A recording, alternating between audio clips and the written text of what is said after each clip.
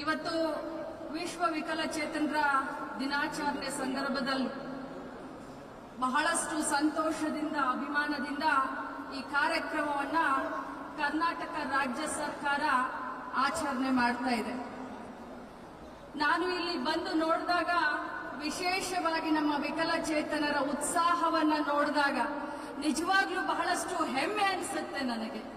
ಇವತ್ತು ಸುಮಾರು ಮಕ್ಕಳು ಬೆಳಗ್ಗೆಯಿಂದನೇ ರೆಡಿಯಾಗಿ ವಿಜೃಂಭಣೆಯಿಂದ ಒಂದು ಉತ್ಸವವನ್ನ, ಒಂದು ಹಬ್ಬವನ್ನ ಆಚರಣೆ ಮಾಡುವ ರೀತಿಯಲ್ಲಿ ತಯಾರಾಗಿ ಬರೀ ಮಕ್ಕಳಷ್ಟೇ ಅಲ್ಲ, ಅವರ ಪಾಲಕರು, ಪೋಷಕರು, ಟೀಚರ್ಗಳು, ಸಂಘ ಸಂಸ್ಥೆಗಳು ಅತ್ಯಂತ ವಿಶ್ವಾಸದಿಂದ ಹೆಮ್ಮೆಯಿಂದ ಈ ಕಾರ್ಯಕ್ರಮದಲ್ಲಿ ಭಾಗವಹಿಸಿದ್ದನ್ನ ನೋಡಿದ್ರೆ ನಿಜವಾಗ್ಲೂ ತುಂಬಾ ಸಂತೋಷ ಆಗುತ್ತೆ. ಬಂಧುಗಳೇ, ವಿಶೇಷ ಚೇತನರು ಸಮಾಜದಲ್ಲಿ ನಮಗೆಲ್ಲರೂ ಅವರು ಆದರ್ಶ ಅಂತ ಹೇಳಲಿಕ್ಕೆ ಬಯಸ್ತೇನೆ.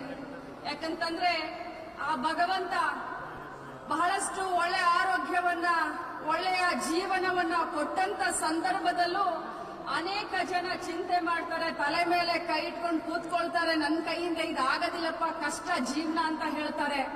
ಆದ್ರೆ ನಮ್ಮಂತವ್ರಿಗೆ ಎಲ್ಲರಿಗೂ ಕೂಡ ಇವತ್ತು ವಿಕಲಚೇತನರು ಆದರ್ಶ ಯಾಕಾಗಿದ್ದಾರೆ ಅಂತಂದ್ರೆ ಸಮಾಜದಲ್ಲಿ ನಾವು ಸಮಾಜದ ಪ್ರತಿಯೊಂದು ಕ್ಷೇತ್ರದಲ್ಲಿ ನಾವು ಮುಂದೆ ಬರ್ತೀವಿ, ನಾವು ಎಲ್ಲರನ್ನ ಮೀರಿ ಜೀವನದಲ್ಲಿ ಸಾಧನೆ ಮಾಡ್ತೀವಿ ಅನ್ನುವಂತ ಒಂದೇನು ಪ್ರೇರಣೆಯನ್ನ ತಾವೆಲ್ಲ ಕೊಡ್ತಿದ್ದೀರಲ್ಲ, ಅದು ನಿಜವಾಗ್ಲೂ ನಮಗೆ ಪ್ರೇರಣೆ ಅಂತ ಹೇಳಲಿಕ್ಕೆ ಬಯಸ್ತೇನೆ.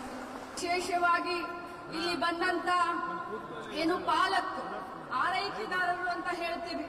ನಾನು ಮಾನ್ಯ ಮುಖ್ಯಮಂತ್ರಿಗೆ ಹೇಳ್ತಾ ಇದ್ದೆ, ಸರ್, ಭಾರತ ದೇಶದ ಇತಿಹಾಸದಲ್ಲೇ ಪ್ರಥಮ ಬಾರಿಗೆ ಆರೈಕೆದಾರರಿಗೆ 1,000 ರೂಪಾಯಿಯನ್ನ ಕೊಡ್ತಾ ಇರೋದು ಯಾವ್ದಾದ್ರು ಇದ್ರೆ ಅದು ನಮ್ಮ ಸರ್ಕಾರ, ಅದು ಸಿದ್ದರಾಮಯ್ಯನವರ ಸರ್ಕಾರ ಅಂತ ಹೇಳ್ತಾರೆ. ನಮಗೆ ಕಾಳಜಿ ಇದೆ, ತಮ್ಮ ಅನುವು ಬಗ್ಗೆ, ಆಪತ್ತಿನ ಬಗ್ಗೆ ನಮಗೆ ಕಾಳಜಿ ಇದೆ. ಇವತ್ತು ಬರೀ ವಿಶೇಷ ಚೇತನರ ಬಗ್ಗೆ ಅಷ್ಟೇ ನಾನು ಮಾತನಾಡ್ಲಿಕ್ಕೆ ಬಂದಿಲ್ಲ.